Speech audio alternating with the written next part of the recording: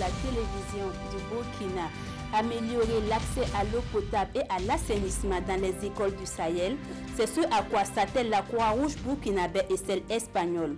Elles ont mis en place le projet Wash École dans 14 écoles des provinces du Sénou et du Yaga. Et une année après sa mise en œuvre, l'heure est à l'évaluation. Pour les acteurs du projet, il y a des motifs de satisfaction en termes de réalisation.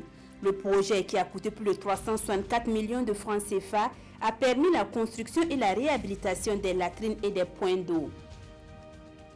Suite aux attaques terroristes du 2 mars dernier, des agents de la brigade burkinabé de surveillance BBS présents aux alentours de l'état-major général des armées et de l'ambassade de France ont subi des traumatismes.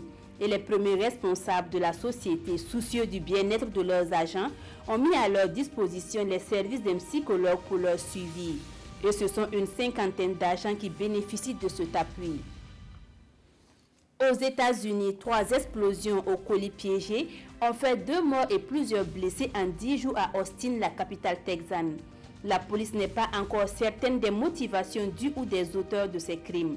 Crimes racistes ou non, les enquêteurs ont lié les 3 affaires même s'ils ne veulent pas encore parler de poseurs de bombes en série. Les paquets ont été déposés la nuit devant les portes d'entrée.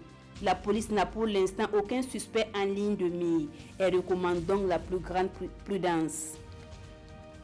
Au 23e jour d'un assaut majeur sur la Ghouta orientale, les États-Unis réclament à nouveau un cessez-le-feu immédiat de 30 jours.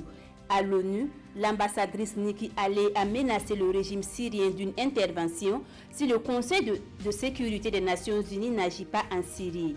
En 3 semaines, près de 1200 civils ont été tués par les forces du régime, soutenues par leurs alliés russes.